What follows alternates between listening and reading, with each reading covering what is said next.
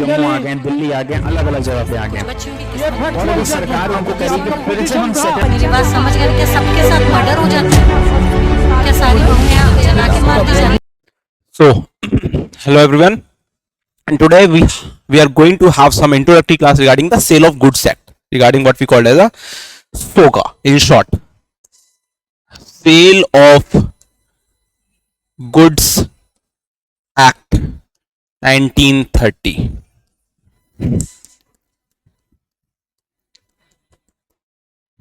SOGA. What is meant by sale of goods? See, first of all हमारे mind में ये चीज बहुत एकदम ब्लैक एंड व्हाइट में क्लियर होनी चाहिए कि sale of goods means obviously means sale of movable property, sale and purchase of movable property, very much clear. सेल और purchase of movable property first of all. और जो मूवेबल प्रॉपर्टी होनी चाहिए ना वो गुड्स की फॉर्म में होनी चाहिए. कोई आपकी कार है that is also movable property, लेकिन वो गुड्स की फॉर्म में नहीं है. गुड्स की फॉर्म में वही होगा कि जो चीज पे आप कोई ऐसा कंसाइनमेंट हो जिसपे you are a regular customer of buying and purchasing of that particular quality और क्वांटिटी विद क्वांटिटी. तो पहली चीज तो ये है कि movable property should be of in form of goods. Goods. अब समझेंगे कि सेल ऑफ गुड्स एक्ट आने का पर्पस क्या था. पहली चीज तो ये जो सेल ऑफ गुड्स एक्ट आया ना, इंडियन कॉन्ट्रैक्ट एक्ट से ही इमर्ज हुआ है. ये चीज बहुत क्लियर हो जानी चाहिए हमारे माइंड में. It emerges from the Indian contract act, ICA, Indian contract act 1872. इसी से क्या है, sale of goods act 1930, meaning thereby कि इंडियन कॉन्ट्रैक्ट एक्ट में भी इसके सेल ऑफ गुड्स एक्ट के जो पहले सेक्शन थे वो मेंशन थे. उसके बाद जब ये स्पेसिफिकली सेपरेट सब्जेक्ट बना by the act of the parliament, separate law बना, तो इसका एक सेपरेट जो है वो क्या हो गया, इनेक्टमेंट हो गया किसका, सेल ऑफ गुड्स एक्ट का. तो कहने का मतलब क्या है कि sale of goods act is also being originated from the Indian contract act. अब इंडियन कॉन्ट्रैक्ट एक्ट के लिए आपको सबसे पहले क्या एसेंशियल होता है कि कॉन्ट्रैक्ट का फॉर्मेशन कैसे होता है. और सेम स्केल पे ही अगर आप किसी से सेल या परचेज ऑफ गुड्स कर रहे हो तो ऑब्वियसली आप कॉन्ट्रैक्ट करोगे ना पहले उससे. Definitely you will enter into the contract with that person. So contract के एसेंशियल क्या है, वही same essential sale of goods act में एप्लीकेबल हो रहे हैं. Like offer plus acceptance equals to promise. Promise बन जाता है. Promise plus consideration equals to agreement, and agreement plus enforceable by law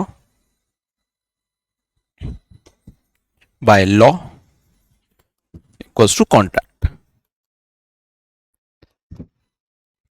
समझने का मतलब ये है कि अगर आप किसी को ऑफर कर रहे हैं और उस पर्सन ने उस ऑफर को एक्सेप्ट कर लिया, meaning if you have offered someone to sell some goods regarding books, regarding any food item, regarding any other consumable items, regarding any electronic gadget. So जो भी चीज है आप किसी को ऑफर करेंगे ना, तो ऑफर करने के बाद अगर सेकंड पर्सन, दूसरा पर्सन है, अगर वो उसको एक्सेप्ट करता है उस ऑफर को, तो सेम टू सेम वो क्या बन जाएगा, वो क्या हो जाएगा, प्रॉमिस हो जाएगा. प्रॉमिस का मतलब सिंपली होता है कि अगर आपने कोई चीज एक्सेप्ट कर ली ना, और उस एक्सेप्टेंस के बाद आप उस प्रॉमिस से एक फॉर्मेट में बाउंड हो जाते हो. लेकिन वो सिर्फ प्रॉमिस तब तक कॉन्ट्रैक्ट की शेप नहीं लेगा, तब तक वो सेल ऑफ गुड्स एक्ट की शेप नहीं लेगा, जब तक उसमें क्या नहीं होगा, कंसीडरेशन नहीं होगा. क्योंकि प्रॉमिस के साथ साथ कंसीडरेशन बहुत जरूरी होता है. कंसीडरेशन का मतलब ये है कि आप अपनी तरफ से उस पर्सन को क्या दे रहे हो और वो पर्सन अपनी तरफ से आपको क्या दे रहा है. क्योंकि अगर कोई भी एग्रीमेंट है, कोई भी कॉन्ट्रैक्ट है, कॉन्ट्रैक्ट तो बन ही नहीं सकता एग्रीमेंट विदाउट कंसिडरेशन और एग्रीमेंट जिसमें कंसिडरेशन मिसिंग है उसको हम एग्रीमेंट मानेंगे ही नहीं। एंड द रीजन इज क्योंकि उसमें कंसिडरेशन पार्ट मिसिंग है। आप किसी को कोई बुक है, सपोज ये बुक है, आप किसी को ऐसी दे रहे हो पढ़ने के लिए, तो उसको सेल नहीं बोलोगे। आप सेल कब बोलोगे? कि भाई जब आपने किसी को कोई गुड्स दिए हैं, कोई बुक दी है पढ़ने के लिए और सामने वाले पर्सन ने उसका अमाउंट आपको दिया है।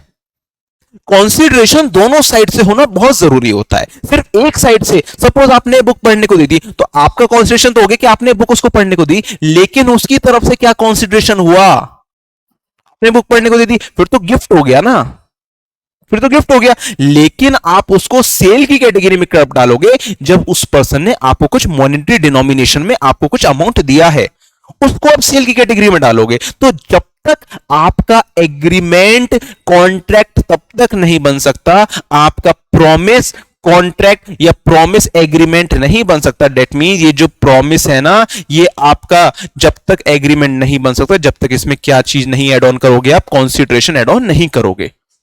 ये चीज बहुत क्लियर और बहुत क्लीन टर्म में आपको स्पेसिफिकली आपके माइंड में होनी चाहिए कि अगर कोई भी प्रॉमिस को हमें एग्रीमेंट में कन्वर्ट कराना है, either under Indian contract act या फिर under sale of goods act, तो उसमें हमें कंसीडरेशन पे करना पड़ेगा from the end of the buyer to the end of the seller. अगर सेलर कुछ आपको कुछ दे रहा है ना, जब तक इन रिटर्न आप सेलर को कुछ डिनोमिनेशन नहीं देते हो लीगली फॉर्म में, उसको सेल नहीं बोलेंगे। अब फॉर एग्जांपल आपने ये बुक उस पर्सन को दे दी पढ़ने के लिए, उसने एक दूसरी बुक आपको दे दी, तो इसको भी आप सेल नहीं बोलोगे, इसको आप एक्सचेंज बोलोगे कि एक्सचेंज में मैंने उसको एक बुक दी पढ़ने के लिए और उसने मुझे दूसरी बुक दी पढ़ने के लिए। It will also not come under the category of sale of goods act. Sale of goods act का सिंपल क्लियर टर्म से बस ये मतलब है, इतना समझना कि सेल ऑफ गुड्स एक्ट में तब तक कोई भी ट्रांजैक्शन फॉल नहीं होगी जब तक एक साइड से दूसरी साइड की तरफ कोई लीगली मॉनेटरी डिनोमिनेशन नहीं रिसीव होगा, यानी कि पैसा नहीं रिसीव होगा। किसके बदले? कुछ गुड्स डिलीवर करने के बदले। ये चीज बहुत क्लियर आपको माइंड में रखनी चाहिए। और उसी को हम लोग क्या कहते हैं? उसी को कहते हैं कॉन्सिडरेशन। कॉन्सिडरेशन वही बात है, कॉन्सिडरेशन।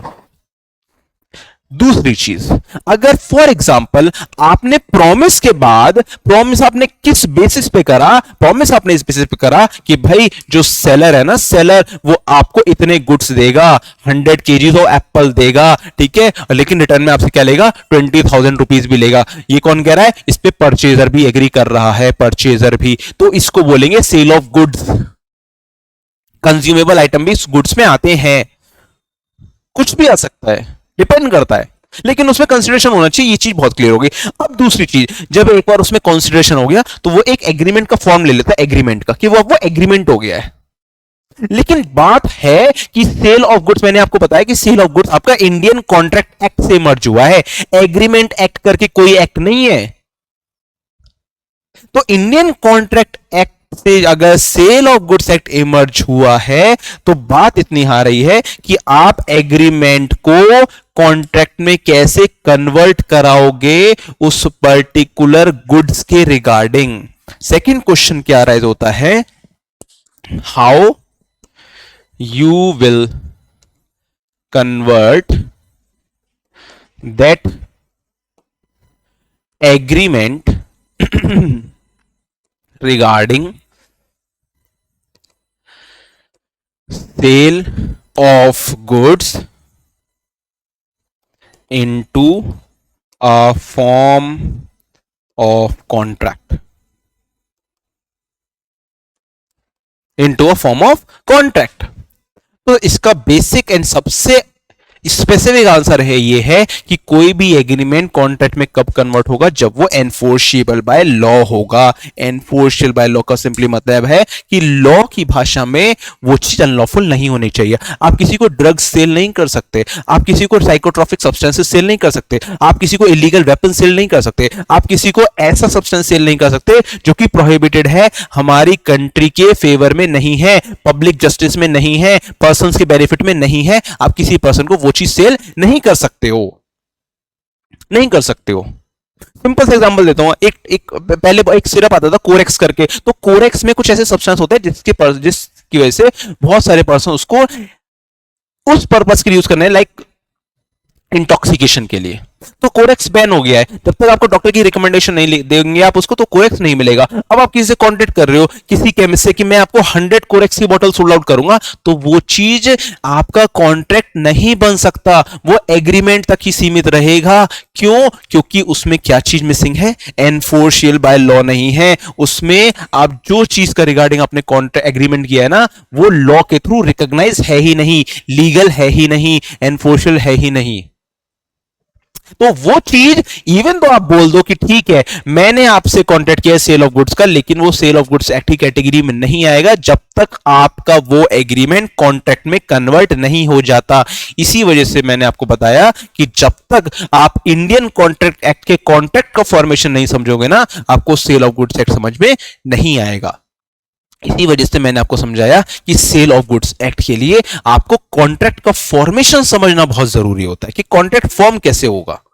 तो कॉन्ट्रैक्ट के फॉर्मेशन के लिए मैंने आपको क्या बताया कि एक पर्सन ने दूसरे पर्सन को ऑफर दिया, दूसरे पर्सन ने उस ऑफर को एक्सेप्ट कर लिया, तो क्या बन गया? प्रॉमिस बन गया। लेकिन प्रॉमिस तब तक एग्रीमेंट नहीं बन सकता जब तक उसमें कंसीडरेशन ना हो। अब अगर कंसीडरेशन भी है तो आपको यह भी देखना पड़ेगा कि जो चीज का कॉन्ट्रैक्ट आपका उस पर्सन के साथ हुआ है, जो पर्सन सेलर है, दूसरा पर्सन परचेजर है, आप लोग को यह देखना पड़ेगा कि जो चीज मैं उस पर्सन को बेच रहा हूं या जो चीज वो मेरे से परचेज कर रहा है, वो चीज कहीं इलीगल तो नहीं है, प्रोहिबिटेड बाय लॉ तो नहीं है। क्योंकि अगर प्रोहिबिटेड बाय लॉ है तो वो कभी कॉन्ट्रैक्ट नहीं बन पाएगी, और अगर प्रोहिबिटेड बाय लॉ नहीं है तो डेफिनेटली वो चीज कॉन्ट्रैक्ट बन सकती है।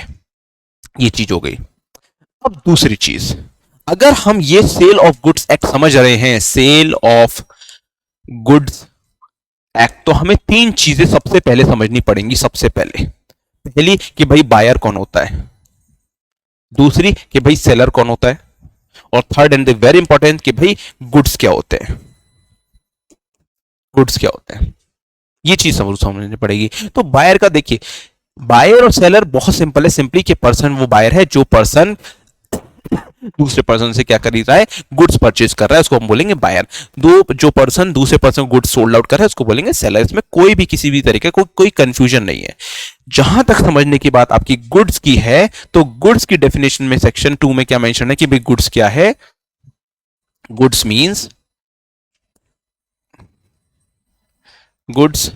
Means any movable property. भाई गुड्स क्या है? कोई भी मूवेबल प्रॉपर्टी है, अपार्ट फ्रॉम, जिसमें क्या इंक्लूड नहीं है? Money and actionable claim. जिसमें क्या इंक्लूड नहीं है? मनी एंड एक्शनेबल क्लेम इसमें इंक्लूड नहीं है।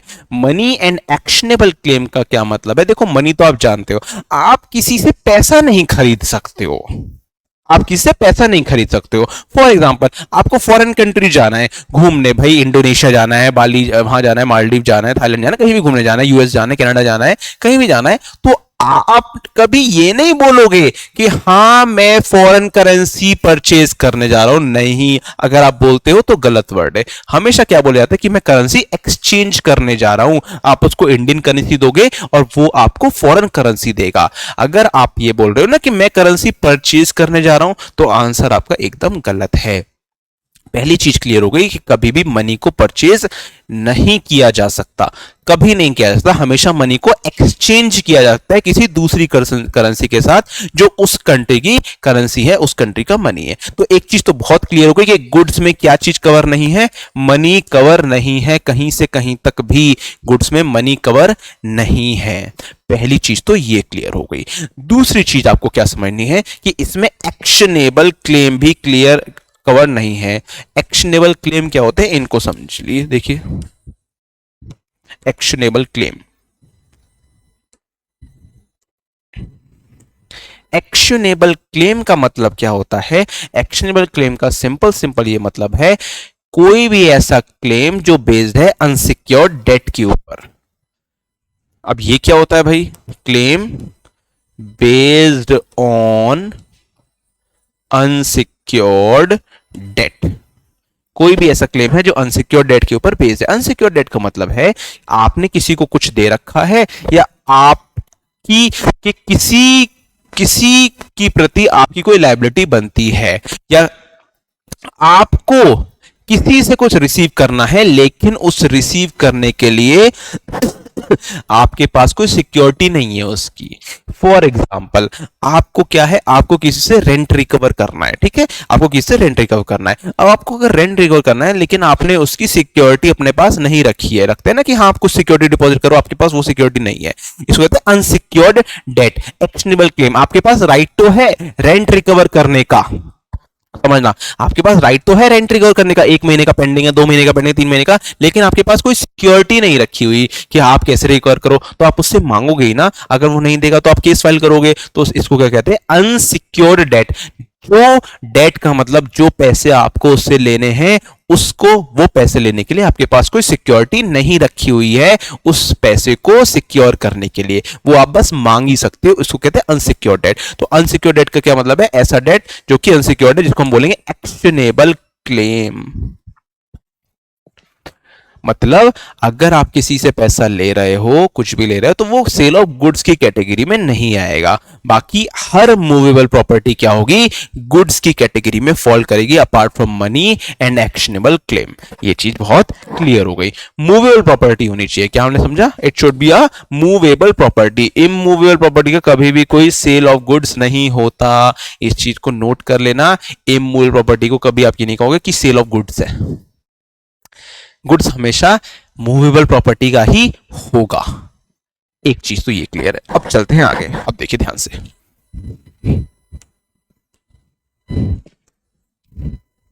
नाउ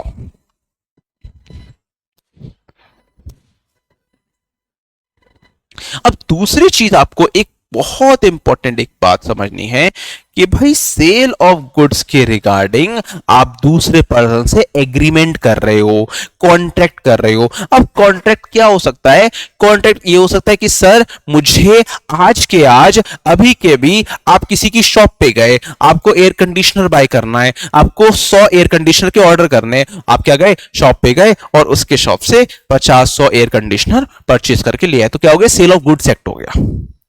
तो आपने क्या करा, एक पर्सन से ए था, एक पर्सन बी था, ठीक है, ये कौन था, सेलर था, और ये कौन था, परचेजर था, परचेजर। अब इन दोनों के बीच में हुआ क्या, भाई एक एग्रीमेंट हो गया जो कि एनफोर्सेबल बाय लॉ था, मतलब कॉन्ट्रैक्ट फॉर्मेशन हो गया रिगार्डिंग सेल और purchase of any electronic gadget. कुछ भी लेते हैं, electronic gadgets, electronic gadget, cell phone for example, electronic gadget. अब ये जो इलेक्ट्रॉनिक गैजेट है ना, फॉर एग्जांपल इसमें क्या है, आपने 100 सेलफोन्स का ऑर्डर दिया, सेलफोन्स। अब दो प्रोबेबिलिटी बनती है, या तो वो सेलफोन आप गए और 100 के 100 आप लेकर आ गए, उसको कहेंगे कि हाँ आपने एग्रीमेंट कर लिया, क्या करा, ऑफर दिया, एक्सेप्टेंस हो गया, कंसीडरेशन भी है, आप उसको पैसा दे रहे हो ना, वो आपको सेलफोन दे रहा है तो कंसीडरेशन भी है, लॉफुल भी है, सब कुछ है, तो कॉन्ट्रैक्ट हो गया।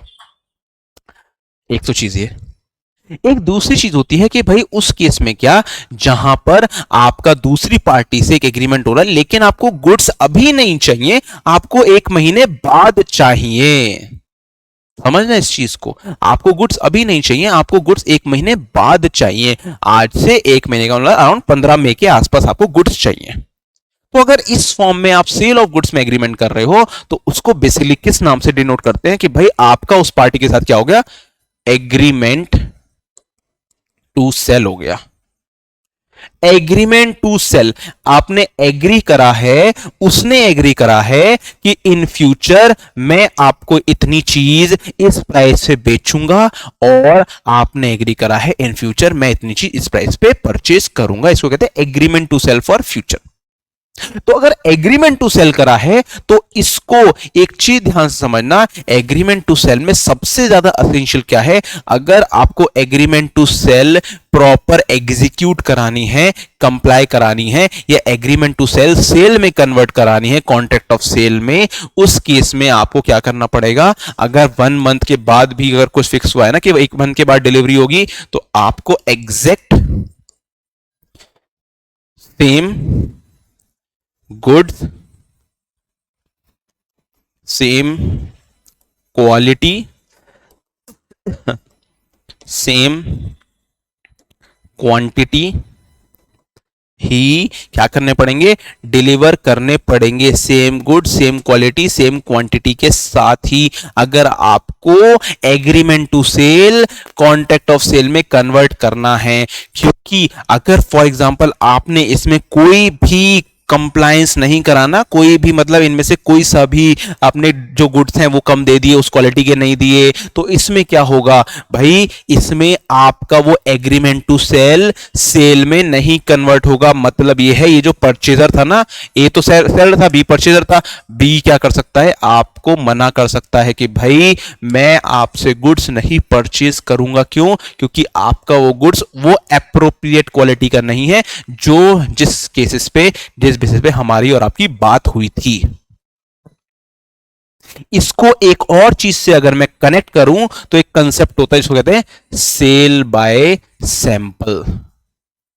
Cell by sample, sale by sample का मतलब क्या होता है कि भाई जहां पर कोई भी चीज आप इन फ्यूचर परचेज करोगे तो उसमें सेलर की ड्यूटी बनती है कि पहले आपको क्या कराए, सैंपल के थ्रू चेक कराए, सैंपल चेक। अगर सैंपल के थ्रू वो चीज चेक हो गई है ना, उस केस में क्या होगा, उस चेन में वो दूसरा पर्सन क्या हो जाएगा, फिर इन फ्यूचर अगर आपको सेलर को बेचना है, परचेज खरीदना है ना, तो अगर इस सैंपल पे क्या हुआ है, एग्रीमेंट हुआ है, एग्रीमेंट कि भाई मुझे तो यही सैंपल वाले गुड्स चाहिए, तो आप बाउंड हो वही सैंपल के गुड्स को बेचने के लिए उस पर्सन को। ये चीज बहुत इंपॉर्टेंट है। अगर आप सेल बाय सैंपल कर रहे हो ना, then you are bound to sold that goods of that particular quality only. ये चीज बहुत क्लियर हो गई। दूसरी चीज समझना, एक और चीज, गुड्स दो टाइप के होते हैं। Goods are of two types, present goods और future goods. Future goods, present goods, future goods, future goods. अच्छा, ये जो दोनों गुड्स है ना, इसमें आपको क्या देखना है कि प्रेजेंट गुड्स वो गुड्स हैं जो जिस टाइम आपने उस पार्टी से एग्रीमेंट करा है, प्रेजेंट गुड्स आर और were existing at that point of time, existing at that point of time. Present goods were existing, भाई वो उस टाइम पे मौजूद थे जिस टाइम पे आपने दूसरी पार्टी सेलर से एग्रीमेंट किया, उसको कहते हैं प्रेजेंट गुड्स। एक होता है फ्यूचर गुड्स। फ्यूचर गुड्स का मतलब क्या है कि भाई जो उस टाइम पे तो एग्जिस्टिंग नहीं है, इन फ्यूचर एग्जिस्टिंग में हो जाएंगे। Not in existence at the time of agreement but will be available at a future date। भाई उस टाइम पे अवेलेबल नहीं है लेकिन फ्यूचर डेट में अवेलेबल हो जाएंगे, इसको कहते हैं फ्यूचर गुड्स। एक चीज आपको प्रेजेंट गुड्स और फ्यूचर गुड में याद रखनी है कि प्रेजेंट गुड्स में तो वही चीज जो आपने चेक करी है ना, वही सेलर की ड्यूटी बनती है कि उसी क्वालिटी के गुड्स आपको बेचे। बात आती है फ्यूचर गुड्स की। देखो, अगर फ्यूचर गुड्स उस टाइम पे अवेलेबल नहीं है तो इस बात की आपको श्योरिटी रखनी पड़ेगी, सेलर को रखनी पड़ेगी। सेलर के एंगल से बता रहा हूं, सेलर की व्यू पॉइंट से, कि आपकी वो जो गुड जिस पे आप एग्रीमेंट कर रहे हो ना, वो फ्यूचर में अवेलेबल होने चाहिए, अवेलेबल होने चाहिए, mandatory. It should be mandatorily available in the future. अगर फ्यूचर में अवेलेबल नहीं होंगे ना, आपने सिर्फ स्पेक्यूलेशन के बेसिस पर ही एग्रीमेंट कर लिया है, that means you have committed breach of that agreement. अगर वो फ्यूचर में अवेलेबल नहीं हुए तो कहने का मतलब यह है कि अगर फ्यूचर गुड्स के रिगार्डिंग आप कोई भी एग्रीमेंट कर रहे हो, उस केस में आपकी ड्यूटी बनती है कि फ्यूचर में वो चीज अवेलेबल हो, क्योंकि एग्रीमेंट टू सेल हो गया है। मैंने बताया था ना, एक होता है एग्रीमेंट, होता है एग्रीमेंट टू सेल। तो एग्रीमेंट टू सेल में फ्यूचर गुड्स के रिगार्डिंग आपका एग्रीमेंट होता है कि भाई जब फ्यूचर में अवेलेबल होंगे तब मुझे चाहिए। तो अगर आपने agreement to sell future goods के लिए कर लिया ना, तो उसमें उसकी ड्यूटी बनती है कि फ्यूचर में वो गुड्स को अवेलेबल कराना। It is his mandatory duty. ये चीज जरूर ध्यान रखना। Now let's proceed further. अच्छा, सेल ऑफ गुड्स एक्ट में कुछ टर्म्स और होती हैं जिसको और समझ लेते हैं। एक होता है कंडीशन, कंडीशन, एक होता है वारंटी, वारंटी। अब ये कंडीशन एंड वारंटी में डिफरेंस क्या होता है? देखो, कंडीशन क्या है? वो चीज असेंशियल होती है main terms of the contract के। अभी समझाऊंगा एग्जांपल के साथ। essential to the main terms of the contract, essential होती हैं main terms of the contract के। वारंटी क्या है? Not essential to the main terms of the contract. कहने का मतलब क्या होता है ना, कि देखो समझने इस चीज को एग्जाम्पल के वे में समझाता हूं। भाई ए ने क्या बोला? ए ने बी से एक एग्रीमेंट किया। ए ने बी से एक एग्रीमेंट किया कि भाई मैं आपसे क्या करूंगा, मैं आपसे 100 बेयरएक्स परचेज करूंगा। ठीक है, परचेज करूंगा। कौन है इसमें? ए है परचेजर और बी कौन है? बी है सेलर। ठीक है, 100 बेयरएक्स मैं आपसे परचेज करूंगा। ए कौन है? परचेजर, बी कौन है? सेलर। अच्छा, बी ने क्या बोला कि ठीक है सर, मैं आपको बेयरएक्स तो बेचूंगा, लेकिन मुझे जो पेमेंट चाहिए ना वो चेक में ही चाहिए, मैं कैश में पेमेंट नहीं लेता। इस चीज को जरूर याद रखना। ये कह रहा है कौन? सेलर परचेजर से। I will only take the payment through cheque. मैं सिर्फ जो पेमेंट लेता हूं ना वो सिर्फ और सिर्फ चेक की फॉर्म में लेता हूं, मैं कभी भी कैश की फॉर्म में पेमेंट नहीं लेता। अच्छा, इसमें क्या हुआ? इसने बोल तो दिया सेलर ने, किसको? परचेजर को, लेकिन परचेजर ने क्या करा? परचेजर ने इसको पेमेंट क्या कर दिया? कैश की फॉर्म में कर दिया, कैश की फॉर्म में कर दिया। तो इस केस में परचेजर ने क्या करा? भाई कंडीशन ही ब्रीच कर दी। कंडीशन थी ना, बोला था ना कि कंडीशन असेंशियल होती है मेन टर्म्स में। तो बी ने क्या कंडीशन दी थी? सर मैं आपको तभी सोल्ड आउट करूंगा जब मुझे पेमेंट चेक में करोगे। इसने क्या कर दिया? पेमेंट कैश में कर दिया। इसमें क्या होगा? इसमें अब अगर बी ने अभी तक डिलीवरी नहीं भेजी है तो डिलीवरी रोक देगा, और डिलीवरी अगर भेज भी दी है तो वो वापस मंगा लेगा। डिलीवरी उसने भेज दिया, खराब कर दी, तो कॉम्पनसेशन मिलेगा इसको कोर्ट से। कॉम्पनसेशन मिलेगा किसको? बी को मिलेगा कोर्ट से। क्यों मिल रहा है कॉम्पनसेशन? याद रखना, क्योंकि इसने क्या करा है? कंडीशन को ब्रीच कर दिया है। किसने? ए ने। पेमेंट बोला था ना कि चेक में देना, दे दिया कैश में, तो वो असेंशियल था main terms of the contract के लिए। इस वजह से क्या हो गया? ब्रीच ऑफ कंडीशन हो गई।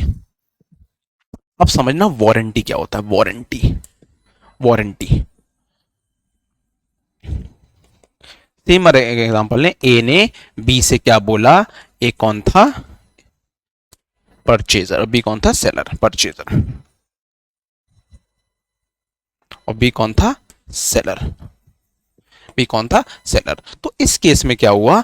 सेलर ने परचेजर को ये बोला, या परचेजर ने सेलर को ये बोला कि सर मुझे 100 बेयरएक्स चाहिए, 100 बेयरएक्स, और वो मुझे चाहिए थ्रू इंडिया पोस्ट। गवर्नमेंट का जो पोस्ट होता है इंडिया पोस्ट के थ्रू चाहिए मुझे। ठीक है, विद प्रॉपर स्पीड पोस्ट जो कहते हैं हम लोग। ठीक है, इंडिया पोस्ट के थ्रू मुझे वो पेमेंट चाहिए। अच्छा, इसमें क्या करा उसने ये वाला, ठीक है सर मुझे पेमेंट इंडिया पोस्ट के थ्रू करना, और मैं आपको पेमेंट चेक के थ्रू ही करूंगा, जो कि अमाउंट है इसका 20,000 रुपीज। अब क्या हुआ? इसने इसको पेमेंट तो कर दिया, चेक के थ्रू ही कर दिया 20,000 रुपए का पेमेंट, लेकिन बी ने ए को क्या बोला? इंडिया पोस्ट के थ्रू तो नहीं भेजा, कोरियर कर दिया। कोरियर, डीटीडीसी कर दिया, डीटीडीसी। अब गुड्स तो पहुंच गए उसके पास, 100 बेयरएक्स तो पहुंच गई, बिल्कुल सही सलामत हालत में ही पहुंची हैं, लेकिन कंडीशन, इसमें ये कंडीशन नहीं है। क्यों? क्योंकि कंडीशन बहुत असेंशियल होता है मेन टर्म्स के लिए। अगर कंडीशन फुलफिल नहीं हुई तो कॉन्ट्रैक्ट रेप्यूडिएट हो जाता है, मतलब कि नल एंड वॉइड डिक्लेयर हो जाता है।